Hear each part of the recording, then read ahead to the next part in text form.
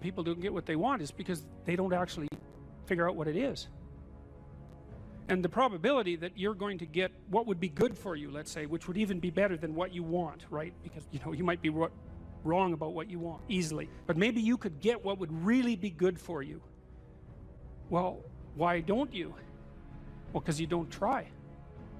You don't think, okay, here's what I would like if I could have it. And I don't mean in a way that you manipulate the world to force it to deliver you goods for status or something like that. That isn't what I mean. I mean something like, imagine that you were taking care of yourself like you were someone you actually cared for. And then you thought, okay, I'm caring for this person. I would like things to go as well for them as possible. What would their life have to be like in order for that to be the case? Well, people don't do that. They don't sit down and think, all right, you know, let's figure it out. You've got a life. It's hard, obviously. It's like 3 years from now, you can have what you need. You got to be careful about it. You can't have everything. You can have what would be good for you, but you have to figure out what it is, and then you have to aim at it. Well, my experience with people has been is if they figure out what it is that would be good for them, and then they aim at it, then they get it. And it's strange because they don't it's a strange thing. It's not quite that simple because, you know, you may formulate an idea about what would be good for you, and then you take 10 steps towards that, and you find out that your formulation was a bit off, and so you have to reformulate your goal. You know, so you're kind of going like this as you move towards the goal. But a huge part of the reason that people fail is because they don't ever set up the criteria for success. And so since success is a very narrow line and very unlikely, the probability that you're going to stumble on it randomly is 0. And so there's a proposition here, and the proposition is, if you actually want something, you can have it. Now the question then would be, well, what do you mean by actually want? And the answer is that you reorient your life in every possible way to make the probability that that will occur as certain as possible. And that's a sacrificial idea, right? It's like, you don't get everything. Obviously. But maybe you can have what you need. And maybe all you have to do to get it is ask. But the asking isn't a whim or today's wish. It's like, you have to be deadly serious about it. You have to think, okay, like, I'm taking stock of myself. And if I was going to live properly in the world, and I was going to set myself up such that being would justify itself in my estimation, and I don't mean as a harsh judge, exactly what is it that I would aim at? Sit on your bed one day and ask yourself, what remarkably stupid things am I doing on a regular basis to absolutely screw up my life? And if you actually ask that question, but you have to want to know the answer, right? Because that's actually what asking the question means. It doesn't mean just mouthing the words. It means you have to decide that you want to know. You'll figure that out so fast it'll make your hair curl. In order to have any positive meaning in your life, you have to have identified a goal, and you have to be working towards it. And there is a technical reason for that. And the technical reason, as far as I can tell, is that the circuitry that produces the kind of positive emotion that people really like is only activated when you notice that when you're proceeding towards a goal that you value. And so that means that if you don't have a goal that you value, you can't have any positive emotion. So technically that's the incentive reward system, and the underlying circuitry is dopaminergic, and when that circuitry is activated, then it's part of the exploratory circuit. It gives you the sense of being actively engaged in something worthwhile. You tend to think of positive emotion as something produced by reward, but there's two kinds of positive emotion. One is the reward that's associated with satiation, and that's consummatory reward, and that's the reward you get when you're hungry and you eat. But the thing about eating when you're hungry is that it destroys the framework within which you were operating, right? It's time to eat. Well, you eat, and then that framework's no longer relevant, so the consummatory reward eliminates the value framework. And then you're stuck with, well, what are you going to do next? And so the consummatory reward has with it its own problems, but the incentive reward is constantly what keeps you moving forward. And incentive reward, because it's dopaminergic, also is analgesic, literally analgesic. So if you're in pain, you take opiates, and that will cut the pain, but so will psychomotor stimulants like cocaine or amphetamines. And so it's literally the case that if you're engaged in something that's engaging and you're working towards a goal, that you're going to feel less pain. And you can see this happening with athletes who, you know, they'll break their thumb or something, or maybe sometimes even their ankle, and they'll keep playing the game. Of course, afterwards they're suffering like mad, but the fact that they're so filled with goal-directed enthusiasm means that, well, the pain systems are in some sense shut off. So that's an interesting thing, because what it suggests, I mean, then you could imagine, I might say, well, how happy are you that you've made a certain amount of progress? And if you think about it, what you'd say is, well, it depends on how much progress and in relationship to what. So hypothetically, you're going to be happier if you've made quite a bit of progress towards a really important goal. And then you have to think through what it means for a goal to be really important, because that's not obvious. Now, you could say, you're in this class and you're listening to some information, and maybe there's two reasons for that. You might find the information interesting per se, but let's forget about that for a minute. You need to listen to the information so that you can do well on the assignments, so that you can do well in the class. You need to do well in your classes so that you can finish up your degree. You need to finish up your degree so that you can find your place in the world. You need to do that so that you're financially stable and maybe you can start a family and have a life, and that's all part of being a good person, something like that. And so that's a hierarchy of goals, and you might say that being a good person would be the thing, however vaguely thought through, that's at the top of that hierarchy. And then when you're doing things that serve that ultimate purpose, then you're going to find those more meaningful, and that meaning is actually produced as a consequence of the engagement of this exploratory circuit that's nested right down in your hypothalamus. It's really, really old. It's as old as thirst, and it's as old as hunger. It's really an old system. And so you want to have that thing activated.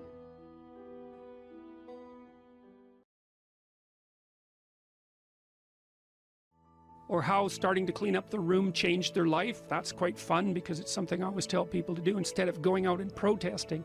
Jesus, I just can't stand that. Cleaning up the room? Yeah. Meaning? Well, my sense is that if you want to change the world, you start from yourself and work outward, because you build your competence that way. It's like, I don't know how you can go out and protest the structure of the entire economic system if you can't keep your room organized. Well, I made a video which was called Message to Millennials, where it was called How to Change the World Properly. A bit of on the pretentious side, I suppose, but I was trying to produce something that was a counterposition to this idea that what you should do is go out and fix up other people. You know, that's just not right. And there's a New Testament line about that, something about, you know, not worrying too much about the log in your neighbor's eye, or about the speck in your neighbor's eye when you have a log in your eye. What would the world be like if people stopped avoiding the things they knew they should do? You know, because the question is, how much are we contributing to the fact that life is an existential catastrophe and a tragedy? How much is our own corruption contributing to that? That's a really worthwhile question. The things you leave undone because you're angry, you're resentful, you're lazy, you have inertia. Well, you consult your conscience and it says, well, you know, that place over there could use a little work. It's the same as working on yourself, and so you clean that up because you can. And then things are a little clearer around you, and you're a little better off because you've practiced a bit, and so you're a little stronger, and then something else manifests itself and says, well, maybe you could like take a crack at fixing me up too. So you decide to do that, and then that gets a little bit more pristine. You know, and soon, and it's humble, because you're not exceeding your domain of competence. You know, it's like, don't be fixing up the economy, 18-year-olds. You don't know anything about the economy. It's a massive, complex machine beyond anyone's understanding, and you mess with it at your peril. So, and can you even clean up your own room? No. Well, you should think about that. You should think about that.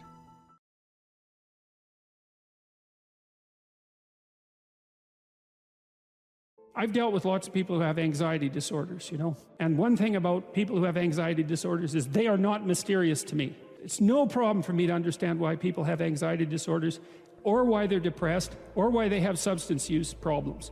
The mystery to me is always why people don't have all of those things at once. Because everybody has a reason to be anxious. In fact, we have the ultimate reason to be anxious, because we know that we're vulnerable and we know that we're going to die. And how you cannot be anxious under those circumstances is a great mystery. It's a massive mystery. And the same thing applies with regards to depression.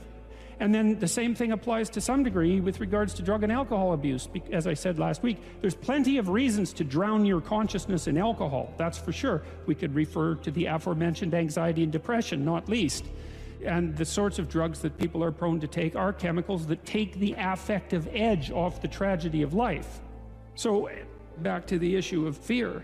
Abraham is self-conscious, that's what this here says, but the thing is he moves forward despite that. He's self-conscious and he knows the danger, but he moves forward despite that. That's actually the appropriate response in the face of actual non-naive understanding of what constitutes life. Like if you're naive and you move forward, it's like, well, what the hell do you know? You know, there's no courage in naivety because you don't know what there is to stop you. You don't know what dangers you might apprehend, but to be aware of what it is that your problem is. So to be alert existentially, let's say, or to be fully self-conscious means that you're perfectly aware of your limitations and how you might be hurt. And then to make the decision to move forward into the unknown and the land of the stranger. Anyways, I would say that's one of the secrets to a good life. And I can say that really without fear of contradiction, I would say, because the clinical literature on this is very, very, very clear. What you do with people who are afraid, and to some degree depressed, but certainly anxious, is you lay out what they're anxious about, first of all, in detail. What is it that you're afraid of? What might happen? And then you decompose it into small problems, hypothetically manageable problems, and then you have the person expose themselves to the thing that they're afraid of, and what happens isn't that they get less afraid. That isn't what the clinical literature indicates exactly. What happens instead is they get braver. And that's not the same thing, right? Because if you get less afraid, it's like, well, the world isn't as dangerous as I thought it was, you know, silly me. If you get braver, that's not what happens. What happens is, yeah, the damn world's just as dangerous as I thought, or maybe it's even more dangerous than I thought, but it turns out that there's something in me that responds to taking that on as a voluntary challenge and grows and thrives as a consequence. And there's no doubt about this. Even the psychophysiological findings are quite clear. If you impose a stressor on two groups of people, and on one group the stressor is imposed involuntarily, and on the other group the stressor is picked up voluntarily, the people who pick up the stressor voluntarily use a whole different psychophysiological system to deal with it. They use the system that's associated with approach and challenge, and not the system that's associated with defensive aggression and withdrawal. And the system that is associated with challenge is much more associated with positive emotion and much less associated with negative emotion. It's also much less hard on you, because the defensive posturing system, the prey animal system, man, when that thing kicks in, it's all systems are go for you, you know. The pedal's pushed down to the metal and the brakes are on. You're using future resources that you could be storing for future time right now in the present to ready yourself for emergency. So there's nothing simple or trivial at all about the idea of being called to move forthrightly forward into the strange and the unknown. And there's a real adventure that's associated with that, right? So that's an exciting thing, which is part of the reason why people travel. And then also to see yourself as the sort of creature that can do that, is willing to do that on a habitual basis, is also the right kind of tonic for, I hate this word, for your self-esteem. You know, because the self-esteem has nothing to do with feeling good about yourself. As I already mentioned, there isn't necessarily a reason why a priori you should just feel good about yourself. But if you can view yourself acting in a courageous and forthright manner and encountering the world and trying to improve your lot and taking risks, you know, in a non-naive way, well, then you have something that you can comfort yourself with at night when you're wondering what the whole damn point is of your futile and miserable life. And that's necessary, because it's often the case that you wake up at 4 in the morning, or at least sometimes the case that you wake up at 4 in the morning when things haven't been going that well, and wonder just what the hell the point is of your futile and miserable life. You have to have something real to set against that. It can't be just rationalizations about how, you know, you're a valuable person among others, even though that's true. That's not good enough. You need something that's more realistic to set against that. And observing courage in yourself is definitely one of the things that can help you sleep soundly at night when things are destabilized a little bit around you. If you don't know who you should be, pick something. Pick something. Pick something that would be an accomplishment. Even do it somewhat arbitrarily, because you know, maybe you have too many choices, you don't know what you're interested in. Start somewhere, aim at something, do it. Maybe it's a 6-month certificate at something. Maybe it's an online course. Whatever. Pick something. Work hard at it. see what happens. What'll happen is, well, you'll get more disciplined as a consequence of the work, and so that'll make you a somewhat different person. But also, as you work on it, you'll figure out in more detail why it's for you or why it's not. And then when you make the next decision, you'll be more informed. That's how a self-correcting cybernetic system works, essentially. You establish an aim and you move towards it. As you move towards it, you gather information. That may shift your aim, but you have to move towards the aim. So in essence, even if you don't accomplish what you set out to do, that the lessons along the way, that is the higher lesson at some level. Yes, well, and you, let's say you should try to accomplish it, but I say, let's say, well, you get halfway through it and you think, I really know this isn't for me. Then you might say, well, how do you know you're not just copping out? Yeah. And I would say, well, you can set up a check against that by swearing when you start something that you won't switch it except for something more difficult. And then, because, everybody has that tendency to rationalize their procrastination, and that's a good way of protecting yourself against that. It's like, I can quit this, but I have to have a better plan that's more difficult, and I can jump into that. And this is also associated with something like the necessary minimum of respect for tradition. If you pick a goal, it'll be a goal that's a social institution of some sort, virtually, with virtual certainty, because it has to be valuable to other people to be valuable, generally speaking. You don't want to be so cynical that you stop yourself from pursuing anything because nothing's worthwhile. That's not helpful. And everyone knows that. And you might say, well, I can't get out of that cynicism. And I would say, well, jumping out of the cynicism may be very difficult. Try just doing something local. Just pick something. If you don't have a relationship, make a dating profile. You don't even have to put it online. But at least you have the profile. You're taking a step in that direction.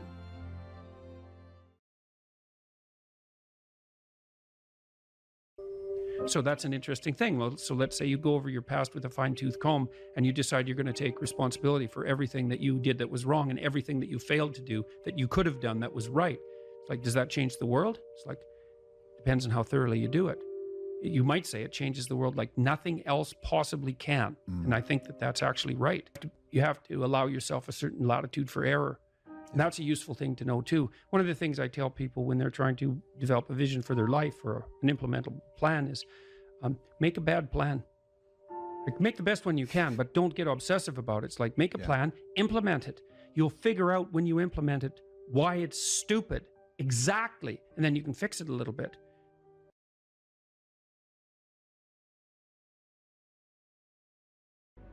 We were sitting in the first row of the plane, and do you remember the guy was a young black man, sort of ran onto the plane. He was wearing a yellow vest. He was a worker working the bridge or something. And he came up to you and he said, I'm not supposed to be on the plane right now. I'm not supposed to say anything, but you helped me turn my life around. I got this job because of you. And what I remember more than anything else is he had this huge smile on his face. But it wasn't because you told him to go out there and be happy. It was because you told him to go out there and fix some stuff. And I think that's exactly what you're talking about right now. Those experiences are so life-sustaining. It's so remarkable to have that happen. And that's something I've been immensely privileged to constantly experience, although there's also something about it that's extremely painful. The magnitude of that joy is sort of proportional to the obstacles it had to overcome while it was attempting to manifest itself. And one of the things I'm sure you saw on the tour, and I don't know how this affected you, was the depth of hunger for encouragement that exists everywhere, as far as I can tell. And everyone wants to be appreciated when they bring their best to the table. That's why the current assault on merit is so unbelievably brutal, because it will deny everyone the right to be appreciated for being their best. And you might ask, well, when does the best become your enemy? And that's easy. It's when you flee from it.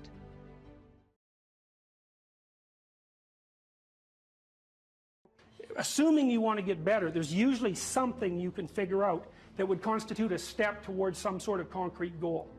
And my presumption, it's a behavioral presumption fundamentally, is that small accruing gains that repeat are unbelievably powerful. You can tyrannize yourself into doing things, but I wouldn't recommend it. What I would recommend instead is that you ask yourself what you're willing to do. It's a really effective technique. It's like a meditative technique. So for example, you can get up in the morning and you can think, well, you know, I'd like to have a good day today, so I'd like to go to bed tonight without feeling guilty because I, you know, didn't do some things I said I was going to do, and I'd like to have kind of an interesting day. So you got to fulfill my responsibilities, and I want to, you know, enjoy the day. Then you can ask yourself, well, what would I have to do in order for that to happen that I would do? And the probability, if you practice this for 3 or 4 days, is your brain will just tell you. It'll say, well, you know, there's that piece of homework that you haven't done for like 3 weeks. You should knock that sucker off because it would only take you 10 minutes and you've been avoiding it and torturing yourself to death for 72 hours straight. And say, well, let's figure out what your aims are. You got to have some aims, whatever they are. And they might say, well, I'm so depressed I don't have any aims. And then I say, well, pick the least objectionable of the aims and act it out for a while and see what happens. Because sometimes your emotional systems are so fouled up that you have to pretend. You have to act the thing out before you can start to believe it. Life can be meaningful enough to justify its suffering. I thought, God, that's such a good idea. Because it's not optimistic exactly. You know, some people will tell you, well, you can be happy. It's like, those people are idiots. I'm telling you, they're idiots. There's going to be things that come along that flatten you so hard you won't believe it. And you're not happy then. And so if life is to be happy, well, in those situations, what are you doing? Why even live? But life isn't to be happy. If you're happy, you're bloody fortunate, and you should enjoy it. You should, because it's the grace of God, so to speak.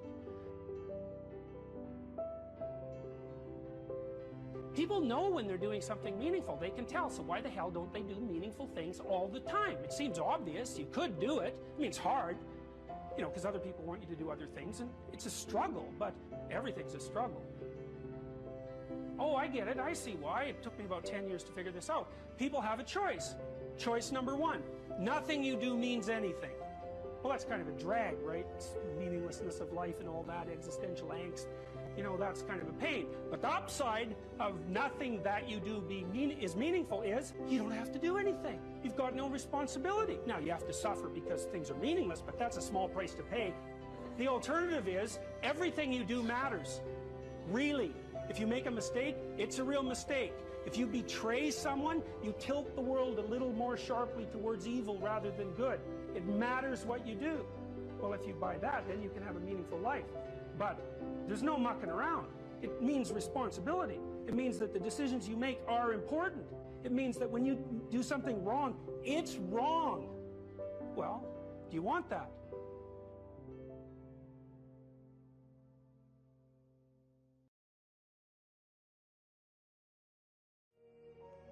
You need structure, you need predictability, and you need more of it than you think, just to keep you sane. Now, if you're lucky, and maybe a bit odd, you can deviate 5% from the norm, or 10% from the norm, or something like that, carefully and cautiously, as long as the rest of you is all well ordered in a normative manner. You might be able to get away with that, and you might be able to sustain it across time, and people might be able to tolerate you if you do it. Or maybe you'll get really lucky and you happen to be creative but reasonably well put together, and people will actually be happy that there's something idiosyncratic and unique about you. But even under those circumstances, mostly what you want is to have a routine that's disciplined, that's predictable, and bloody well stick to it. You're going to be way healthier and happier and saner if you do that. And then the other thing that you need, because this is one of the things the psychoanalysts got wrong, I think, is that they overestimated the degree to which sanity was a consequence of being properly structured internally, you know. Because from the psychoanalytic point of view, you're sort of an ego, and that ego is inside you. And of course, it rests on an unconscious structure, but the purpose of psychoanalysis is to sort out that unconscious structure and the ego on top of it, and to make you a fully functioning and autonomous individual. But there's a problem with that, because the reason that you're sane as a fully functional and autonomous human being isn't because you've organized your psyche, even though that's important. The reason that you're sane, if you have a well-organized unconscious and ego, is because other people can tolerate having you around for reasonably extensive periods of time, and will cuff you across the back of the head every time you do something so stupid that people will dislike you permanently if you continue. And so what people are doing to each other all the time, just non-stop, is broadcasting sanity signals back and forth, right? It's like you smile at people if they're, well, if they're not only behaving properly, but behaving in a way that you would like to see them continue to behave. You frown at them if they're not, you ignore them if they're not, you shun them, you roll your eyes at them, you manifest a disgust face, you don't listen to them, you interrupt them, you won't cooperate with them, you won't compete with them. It's like you're blasting signals at other people about how to regulate their behavior so frequently, well, it just makes up all of your social interaction. That's why we face each other and we have emotional displays on our face and we're looking at each other's eyes and we know as much as we can about what's going on with each other, given that we don't have immediate access to the contents of their consciousness. And so partly what you're doing with your routine is establishing yourself as a credible, reliable, trustworthy, potentially interesting human being who isn't going to do anything too erratic at any moment. And everyone else is around there tapping you into shape, making sure that that's exactly what you are. And that's how you stay sane. And so what happens to people too, if they don't have a routine and they get isolated, is they start to drift.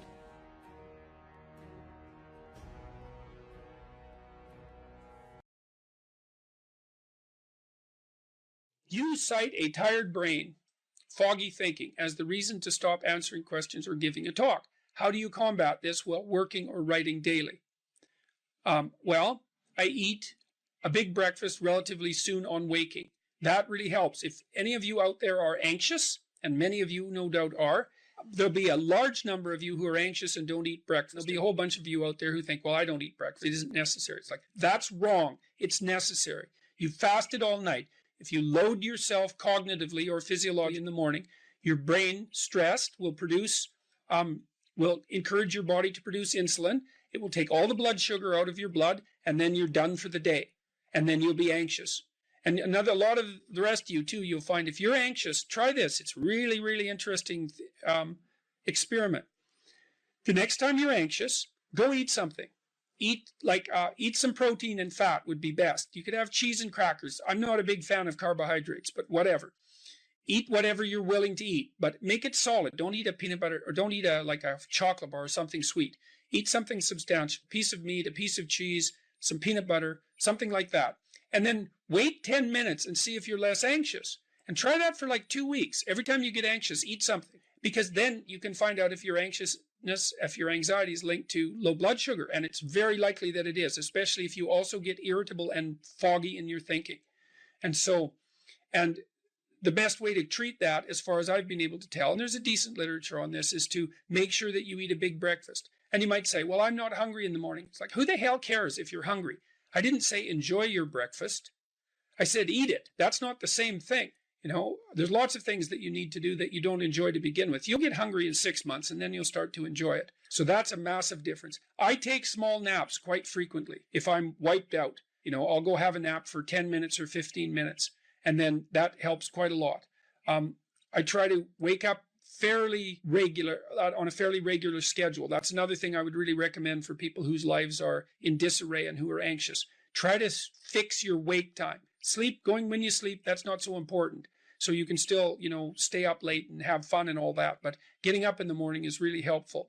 So, and you also have to figure out how much you can work or write. I can't write for more than about max. My sustainable maximum for writing is 3 hours a day.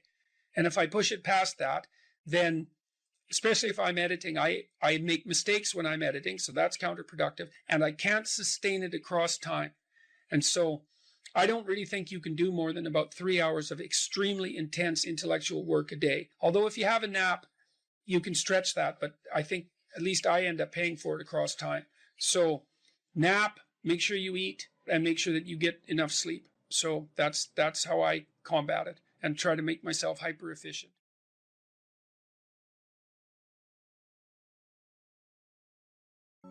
Make a damn schedule and stick to it.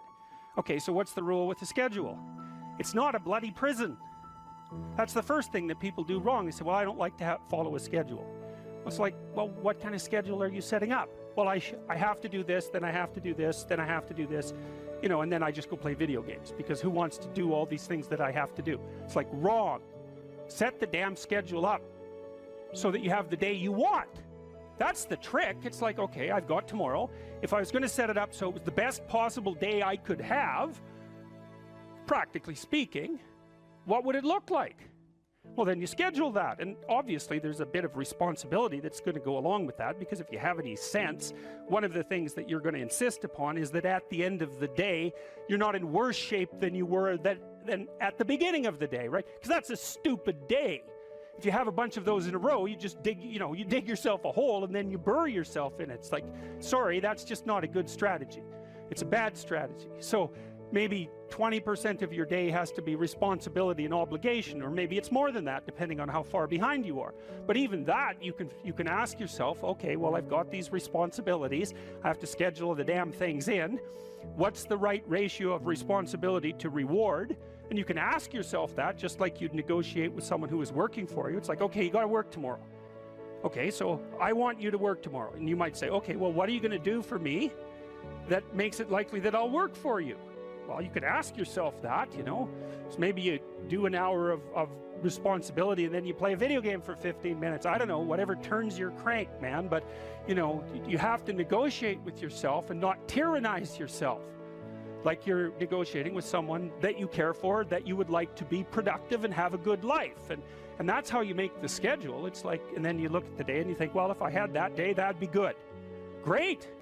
And you're useless and horrible, so you'll probably only hit it with about 70% accuracy, but that beats the hell out of 0, right? And if you hit it even with 50% accuracy, another rule is, well, aim for 51% the next week, or 50.5% for God's sake, or because you're going to hit that position where things start to loop back positively and spiral you upward. Plan a life you'd like to have, and you do that partly by referring to social norms. That's more or less rescuing your father from the belly of the whale. But the other way you do that is by having a little conversation with yourself about, as if you don't really know who you are, because you know what you're like. You won't do what you're told. You won't do what you tell yourself to do.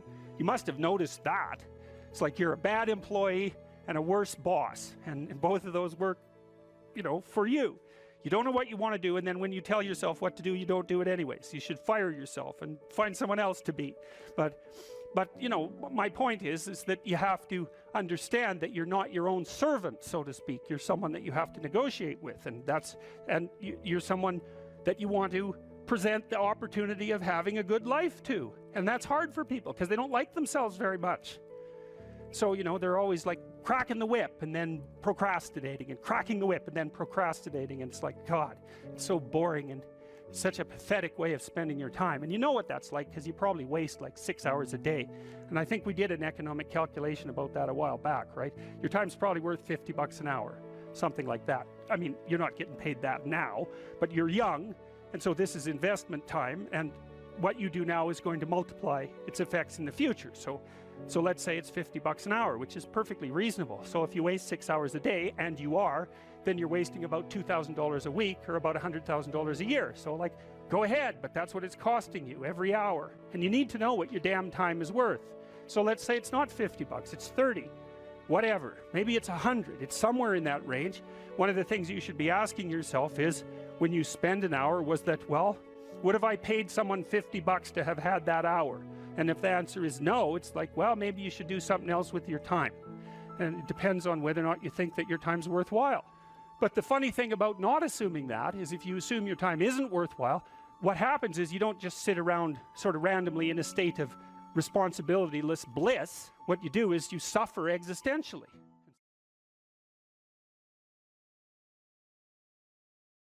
Carl Jung talked about this phenomenon he described as retrogressive restoration of the persona.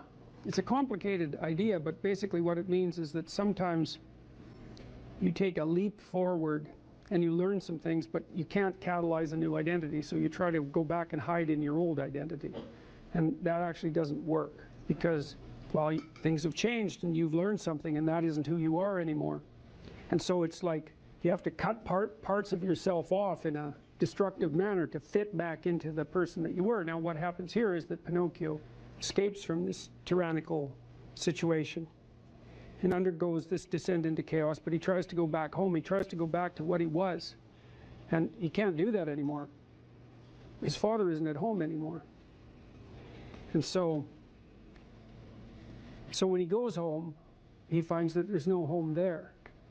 Now, this happens to people sometimes, and it's often a shock to them. So they'll often stay under the thumb of their father. And you think, well, why would someone do that? Because it means they're subject to the tyrannical judgment of their father. They're always concerned about what their father would think, or whether their father approves of them, and so forth. And you think, well, that's got to be an unpleasant place to be. Why would you do that? Freud said, for example, that no one could be a man unless his father had died. And Jung said, yes, but that death can take place symbolically. Okay, so there's that part of the idea. And then another part of the idea is, one of the times in your life when you actually realize that you're an individual is when you'll go and ask your parents something and you'll realize they actually don't know any more about what you should do than you do. And that sucks. And that's partly why people are often willing to maintain a tyrant-slave relationship with their father. It's like, on the one hand, you have to be inferior in a relationship like that. You know, you've always got the judge watching you. But on the other hand, there's always someone who knows what to do. There's always someone standing between you and the unknown that you can go ask, what should I do? Well, at some point, you'll realize that the reason you can't ask that anymore is because they actually don't know any more than you do. And then that's a pain. Like that is a symbolic death. And that's also when you establish a more individual relationship with your parents. It's at that point that you could conceivably start taking care of them instead of the reverse. And that's a time that should come. But you have to let that image of perfection go. And that exposes you. Well, that's what happens here. You know, Pinocchio goes home and he wants things to be the way they were, and he wants to stay under the careful care of the benevolent father. But that's no longer possible. He's past that point, and that's why the father has disappeared. And so Geppetto has gone off to look for Pinocchio because he also needs his son, but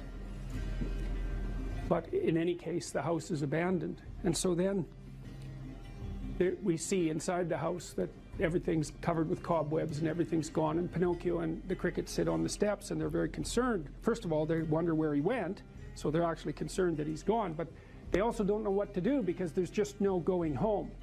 And so, you know, that's also the case that once you hit a certain point in your development, well, it's the same thing we already talked about. The answers that you're looking for are not going to be found in your parents' house. It's as simple as that. Now, you could artificially maintain your dependency, but, you know, if you do that for too long, things get pretty ugly.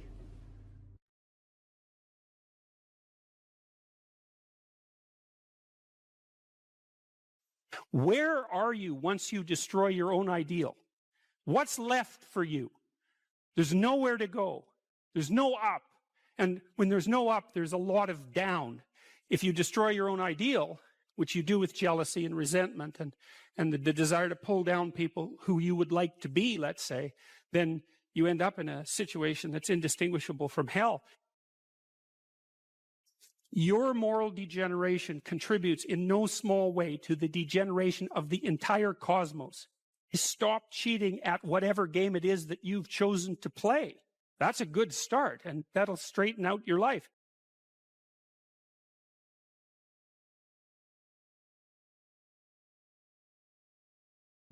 You write in the book, there is no faith and no courage and no sacrifice in doing what is expedient. What do you say to those viewers that don't pursue their dreams and are locked in their careers because they are too afraid to take risks and pursue something meaningful? Well, the first thing I would say is, well, you should be afraid of taking risks and pursuing something meaningful. But you should be more afraid of staying where you are if it's making you miserable.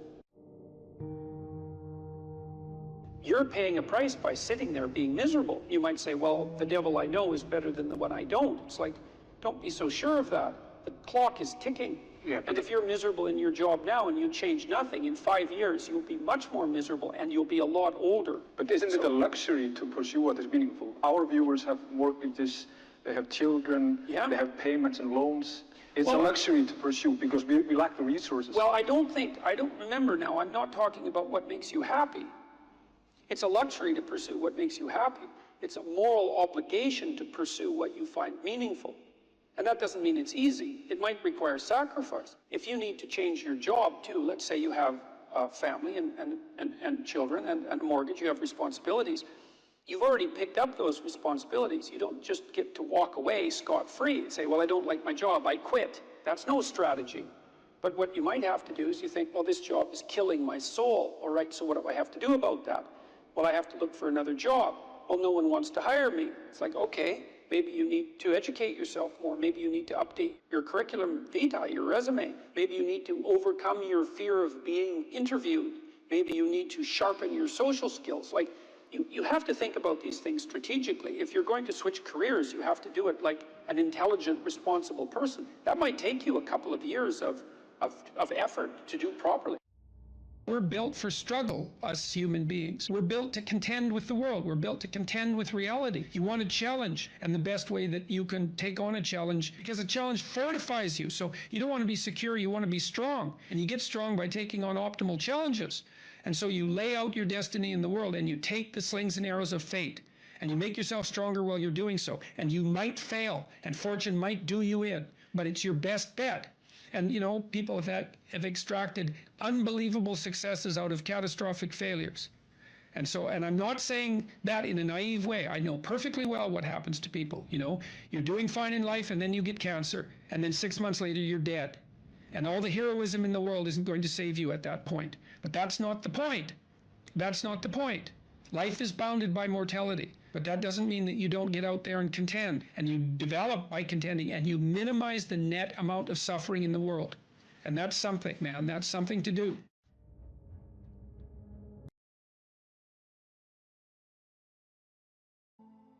Any advice for students here? Yeah, read great books. Mm-hmm. Really, man. You've got this 4-year period that has been carved out of your lives by society. It's given you an identity, like a high-quality identity, and freedom at the same time. And you're not going to get that again in your life. You've got a respectable identity, university student, and complete freedom associated with that, or as near as you're ever going to get. And you've got these unbelievable libraries that are full of the writings of people who are intelligent and articulate beyond comprehension. And you know. And you can go there and you can learn all this. And you might think, well, why should you learn it? Well, you learn it to get a job, or you learn it to get good grades, or you learn it to get a degree. And that's all nonsense. It's nonsense. The reason that you come to university to be educated is because there is nothing more powerful than someone who is articulate and who can think and speak. It's power. And I mean power of the best sort. It's authority and influence and respectability and competence. And so you come to university to craft your highest skill. And your highest skill is to be found in articulated speech. And if you're a master at formulating your arguments, you win everything. And better than that, when you win everything, everyone around you wins too. Because to transform yourself into, let's consider your transformation to something approximating the logos. It means you shine a light on the whole world. Well, there's nothing more exciting to do than that. There's nothing better you can possibly do. And to think that you're coming to university to be, you know, trained to have a job, it's like, great, that's a hell of a lot better than being unemployed and covered with Cheeto dust while you're snacking away in front of your video game in the basement. But it's not and I don't have anything against video games, by the way, but it's hardly a triumphant call to being in the world, and that's what university should be calling forth. It's like, God, you people, you know, I know what Harvard students are like. I taught here for 5 years. You people are spectacular. You're spectacular. You're all capable of being world beaters. You transform yourself into something that's articulated and sensible and grounded in history and knowledgeable and wise, man. You can do anything you want, and hopefully anything you want for good. Because if you have any sense, everything you want to do would be for the good, because there's nothing more compelling or meaningful or useful in combating the tragedy of life than to struggle with all your soul on behalf of the good. And the universities have forgotten that. It's why everyone's bailing out of the humanities, and they should. The humanities are corrupt. And they're corrupt because they're not telling students this. It's so bloody obvious. It's like, learn to think, learn to speak, learn to read. It makes you a superpower, an individual superpower. I don't understand why that isn't just told to students. It's not that hard to understand, and everyone wants to hear it. It's like, really? I could do that? I could do that? It's like, Yeah, really, you could do that. And the whole society around you has labored for really thousands of years to provide every single one of you with this spectacular opportunity that you have while you're undergraduates and graduate students here, man. Everyone's just praying that you would come here and manifest everything that you could manifest. And that's what you should be doing instead of waving placards and complaining about how you're oppressed, for God's sake. You see these Yale students complaining about their oppression. It just leaves me aghast. It's like, well, we're against the ruling class. It's like, no, you're baby ruling class members. You're young.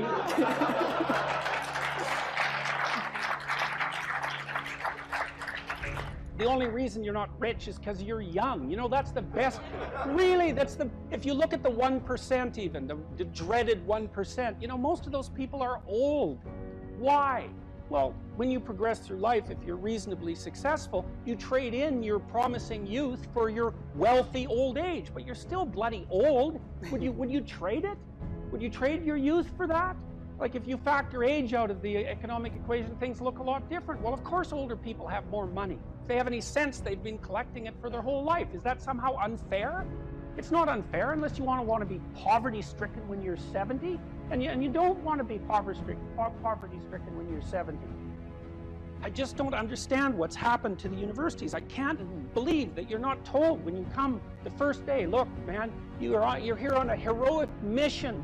You're going to take your capacity to articulate yourself to levels that are undreamed of. You're going to come out of here unstoppable. You're going to be able to do anything you want. It's like, that's what you're here for.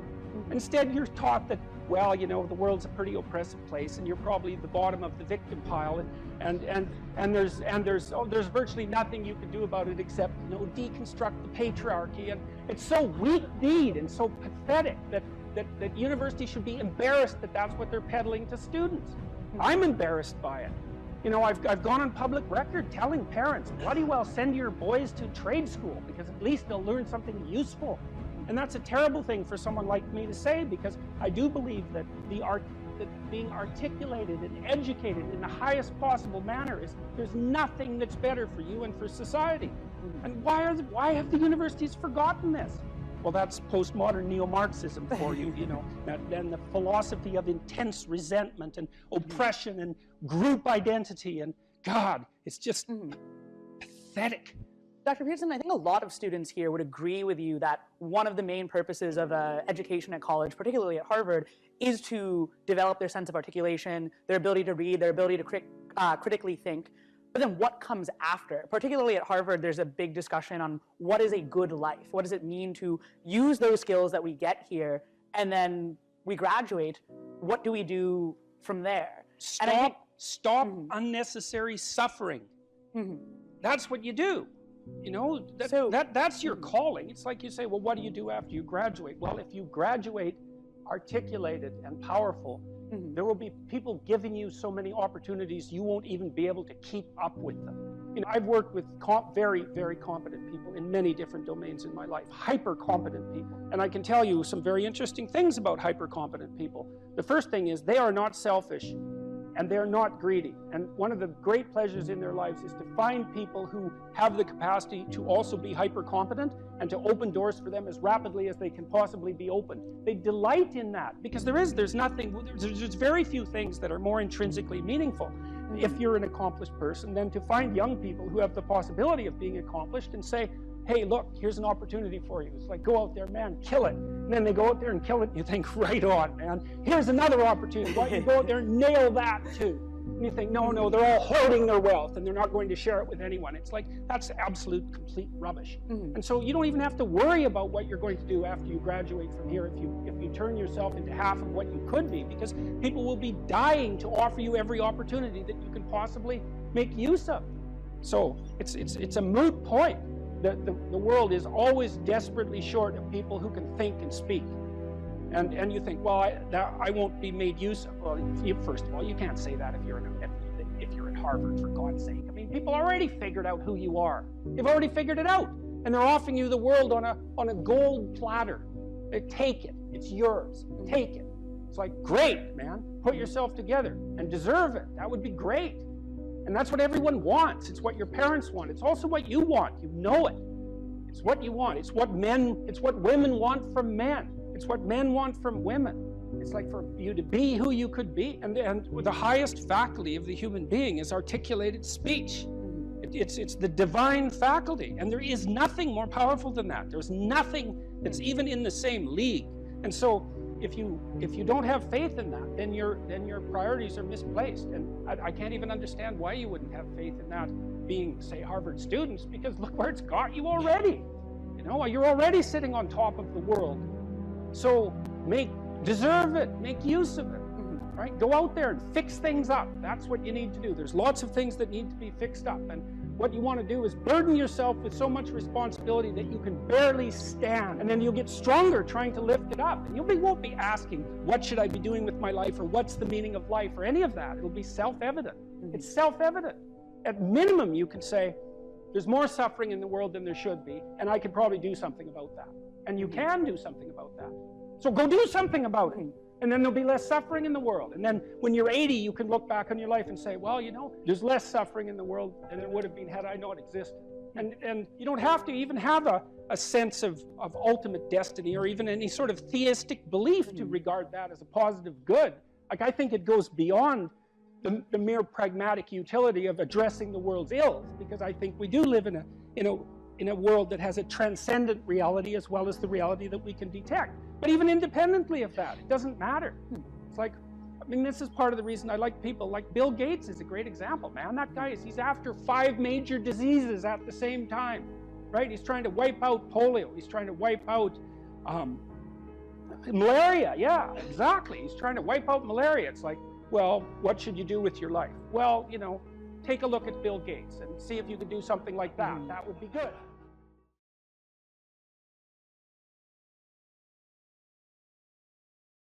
If you want to make yourself articulate, which is a very good idea, then not only should you read, but you should write down what you think. And if you can do that a little bit every day, 15 minutes, maybe you could steal 15 minutes and do it every day.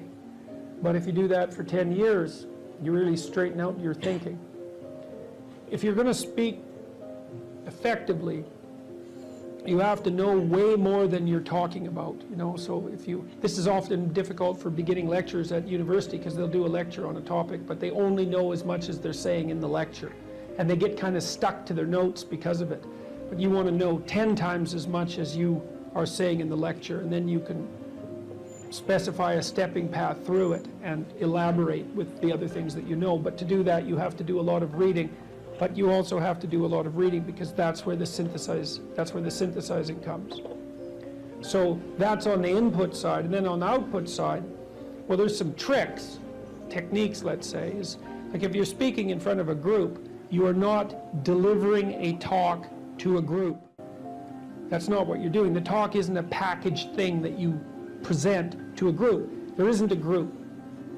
There's a bunch of individuals, and you talk to them. So when I talk to a group, I always talk to people one at a time. And that makes it easier too, because you know how to talk to a person. It's like, can you talk to 1,000 people? Well, probably not, because it's too intimidating. But there isn't 1,000 people there. There's 1,000 individuals. And so you just look at an individual and you say something, and you can tell if they're engaged. They look confused, or they look interested, or they look angry, or they look bored, or maybe they're asleep, in which case you look at someone else. And they give you feedback about how you're doing. And so one thing is to have something to say, yeah, but the next thing is pay attention to who you're talking to. Because unless you're very badly socialized, and that seems unlikely in your case, because, you know, you present yourself at least moderately well, you know. And, well, I mean, I don't know you very well, but on first sight, you know, you're doing fine. So the probability that if you pay attention to the individuals that you're talking to, that your natural wealth of social skill will manifest itself is extremely high. And so you don't deliver a talk to an audience. That's a really bad way of thinking about it. You're actually engaged in a conversation with an audience. Even if they're not talking, they're nodding and shifting position and, you know, looking like this, and you can pull all that in and use it to govern the level at which you're addressing the entire audience. So the last thing I would say is, well, having the aim to be a good communicator is a good start. And you think, well, I could buttress that to some degree. Well, there isn't anything that you can possibly, this is the whole point of a liberal education, there isn't anything that you can possibly do that makes you more competent in everything you do than to learn how to communicate. I don't care if you're going to be a carpenter. I mean, being a carpenter, by the way, is very difficult, especially if you're a good carpenter. But if you're good at communicating as a carpenter, you're like 10 times better as a carpenter. So, and this is something that the liberal arts colleges, I think, I don't know if they've forgotten it, but they don't do a very good job of marketing. It's like, well, what's the use of a bachelor's degree, a Bachelor of Arts? It's like, well, you can think, you can write, you can speak, you've read something. It's like, the economic value of that is incalculable. The people that I've watched in my life who've been spectacularly successful they have skills. Clearly, that's a minimum precondition. But they're also very, very good at articulating themselves. And so whenever they negotiate, they're successful. Well, that's kind of like the definition of success in life, right? You negotiate and it doesn't mean you win. Because if you're a good negotiator, if you're a really good negotiator, everybody walks away from the negotiation thrilled. And so then people line up to do things with you. So, and that's all dependent on your ability to communicate. Okay, we're having a conversation. I'm deciding I'm going to listen to you, right? That's different than how people generally communicate, because usually when they communicate, they're doing something like, okay, we're going to have a conversation and I'm going to tell you why I'm right and I'll win if you agree. Or maybe you're having a conversation where, I don't know what you're trying to do. Maybe you're trying to impress the person you're talking to. So you're not listening to them at all. You're just thinking about what you're going to say next. Okay, so that's not this. This is, you might have something to tell me. And so I'm going to listen on the off chance that you'll tell me something that would really be useful for me to know. And so if you agree with me and I find that out, I know nothing more than I knew before. I just know what I knew before. And maybe I'm happy about that because, you know, it didn't get challenged. But I'm no smarter than I was before. But maybe you're different than me, and so while I'm listening to you, you'll tell me something I don't like. Maybe it's something I find contemptible or difficult, whatever. Maybe you'll tell me something I don't know, and then I won't be quite as stupid. And then maybe I won't run painfully into quite as many things. And that's a really useful thing to know, especially if you live with someone and you're trying to make long-term peace with them, is they're not the same as you.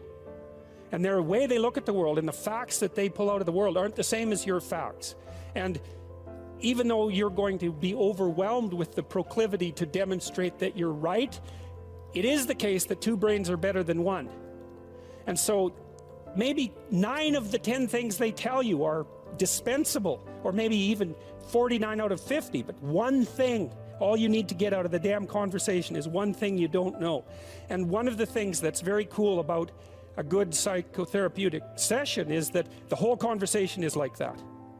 All you're doing is trying to express the truth of the situation as clearly as possible. That's it.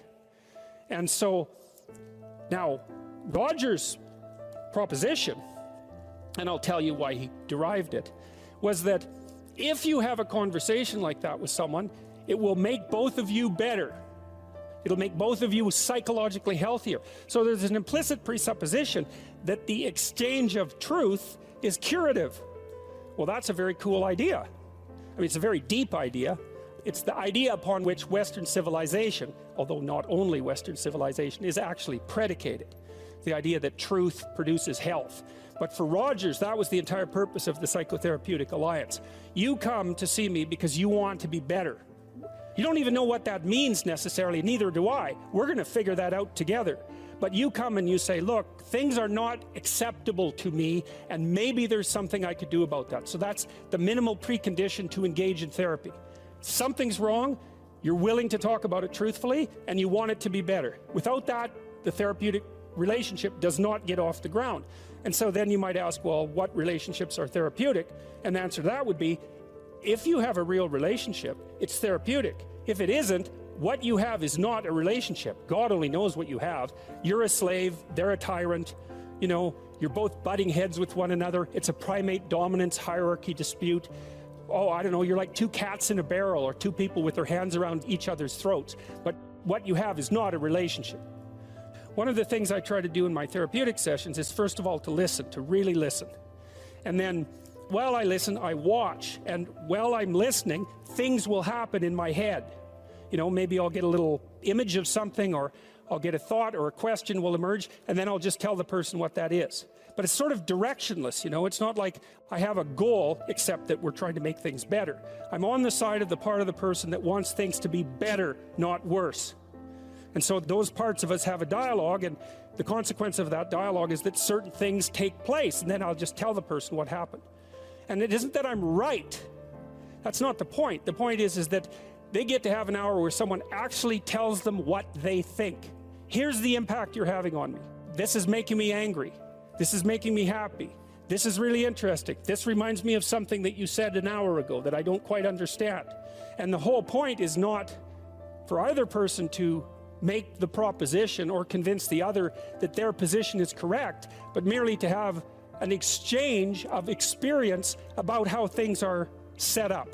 And it's extraordinarily useful for people, because it's often difficult for anyone to find anyone to talk to that will actually listen. And so another thing that's really strange about this listening is that if you listen to people, they will tell you the weirdest bloody things so fast you just cannot believe it. So if you're having a conversation with someone and it's dull, it's because you're not listening to them properly, because they're weird. They're like wombats or albatrosses or rhinoceroses or something. Like, they're strange creatures. And so if you were actually communicating with them and they were telling you how weird they really are, it would be anything but boring. And you can ask questions. That's a really good way of listening. But one of Roger's points is, well, you have to be oriented properly in order to listen. And the orientation has to be, look, what I want out of this conversation is that the place we both end up is better than the place we left. That's it. That's what I'm after. And if you're not after that, you got to think, why the hell wouldn't you be after that? What could you possibly be after that would be better than that? You walk away smarter and more well-equipped for the world than you were before you had the conversation, and so does the other person.